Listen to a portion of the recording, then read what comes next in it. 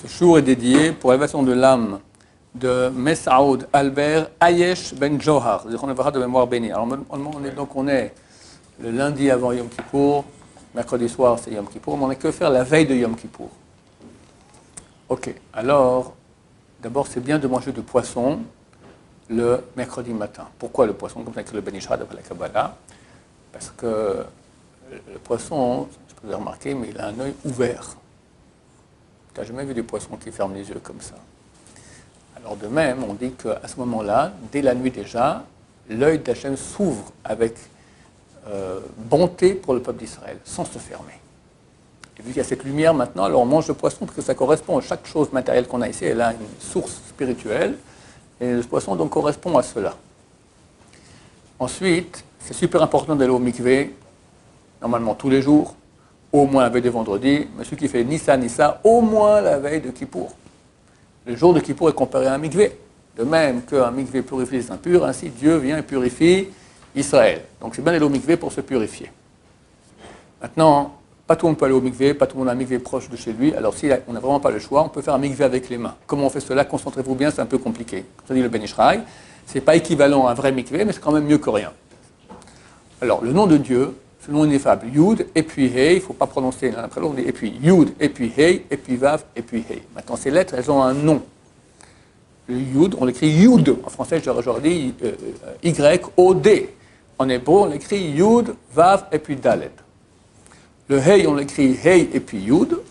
Le Vav, on l'écrit Vav, Yud, Vav. Et le dernier Hey, de nouveau, Hey, et puis Yud. Ça fait en tout 10 lettres. Il faut bien se rappeler des lettres. C'est Yud, Vav, Dalet, et puis, Hey, Yud, et puis, Vav, Yud, Vav, et puis, Hey, Yud. On prend un cli, un ustensile, et on commence comme ça. Yud, sur main droite, Yud, sur main gauche. On passe à la deuxième lettre, c'est quoi? Vav.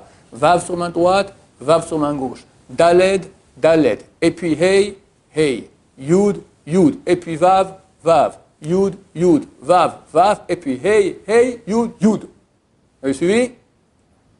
J'ai fait ce nom-là que je viens de dire. J'ai fait sur chaque main la même lettre. Même Yud et puis Yud. Après Vav et puis Vav. Et puis Dalet et puis Dalet. Toutes les lettres que j'ai citées. Donc j'ai fait déjà 20 fois. Après je fais les 10 lettres sur la main droite. Yud, Vav, Dalet. Et puis Hey et puis Yud et puis Vav et puis Yud et puis Vav et puis Hey et puis Yud. Et après sur la main gauche, même chose. Ça fait 40 fois. C'est ça équivaut à un mikvé. Ensuite, il faut manger beaucoup. C'est marqué que celui qui mange beaucoup la veille de Kippour, c'est considéré comme s'il a jeûné. Et la veille de Kippour, donc le 9 du mois de Tishri, et le 10. Plus encore le vrai jour qu'il a jeûné. Ça fait 3 jours. Quand tu manges, c'est déjà comme si tu as jeûné 2 jours. Plus encore Kippour, ça fait 3 jours. Donc c'est un mérite énorme. C'est très dur. Moi, c'est très dur parce qu'on est en tension. C'est bientôt Kippour, c'est pas le moment, moi, je n'ai pas d'appétit du tout d'habitude. Mais il faut se forcer, c'est de manger bien. Les Shem Shamaim, pas s'empiffrer à aller faire un méchoui, d'accord? Enfin, tu peux faire un méchoui aussi, il n'y a pas de problème. Mais c'est important de beaucoup manger la veille de Kippour. C'est important aussi de beaucoup boire durant toute la journée. Si on peut commencer dès maintenant à boire, c'est important, surtout les femmes enceintes, les gens qui sont borders s'ils peuvent jeûner ou pas, parce que d'habitude les personnes commencent à boire beaucoup dans les 2-3 heures avant Kippour, et ce qu'on boit rapidement avant Kippour, ça s'élimine dans les toilettes. Tu peux voir que pendant Arvit de Kippour, tu as la queue devant les toilettes, d'accord, à la synagogue. Tout ce que tu as bu, ça part en quelques heures, c'est terminé, après tu as de nouveau soif. Par contre, dès maintenant que je vous parle, vous commencez à boire un verre tous les jours. Pardon, un verre toutes les heures. Un verre toutes les heures. D'accord? Comme ça, le corps, il est hydraté. Donc, tu n'as pas besoin de boire des quantités phénoménales avant Kippour, tu peux boire aussi. Mais vu que le corps est hydraté, ça ne va pas partir. Ça reste. Le corps, il s'habitue comme ça. Quand il est habitué à être avec peu d'eau, il y a un grand apport d'eau, il élimine ça. Quand il est habitué à être avec beaucoup d'eau, il ne va pas éliminer. Et comme ça, tu tiens beaucoup mieux le jour de Kippour. Que dire encore? Ceux qui travaillent, bien sûr, il faut se préparer pour pas arriver à la dernière seconde sur le chapeau de roue, c'est un jour où il faut se préparer. On ne rentre pas comme ça dans Kippour. Donc essayez d'arrêter le temps qu'il faut bien auparavant, parce que maintenant, le coucher du soleil, il est plutôt assez rapidement. Donc arrêtez suffisamment tôt pour aller à la maison, manger, se préparer, aller au mikvé, faire tout ce qu'il faut bien pour ce grand jour que Dieu nous a donné, qui est un grand cadeau. Ceux qui n'ont pas fait les caparottes, le faire au moins la veille de Kippour, d'accord? Ah, super important. Très important. Les enfants demandent pardon à leurs parents. Il faut demander pardon à tout le monde. Tous les gens à qui on a fait du mal durant l'année demandent pardon. Mais spécialement les enfants aux parents. Toute la vie, vous connaissez un enfant qui ne fait pas de mal aux parents, ça n'existe pas.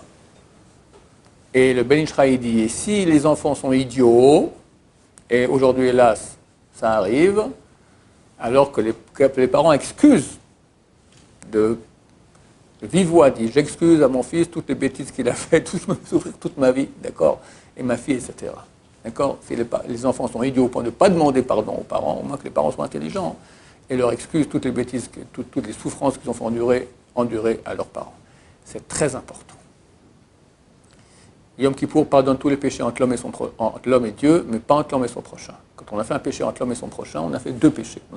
On a péché envers son prochain, on a péché envers Dieu. Donc il faut d'abord réparer envers son prochain, s'excuser, et après faire tchouva par rapport à Dieu. Je m'excuse que j'ai mal parlé sur lui, je l'ai blessé, je l'ai volé, je l'ai bousculé, toutes ces choses-là. Il faut faire aussi tchouva après, envers cela Hachem, et c'est super, super important. Tov, que Dieu nous aide à passer, qui nous lave de tous nos péchés nombreux, et qu'on soit vainqueur de cette fête à Sukkot, avec le lulav comme un soldat qui a gagné la guerre, qu'on soit tous inscrits dans le livre de la vie et des tzadikim mourim. Baruch Adonai, l'olam, amen va amen.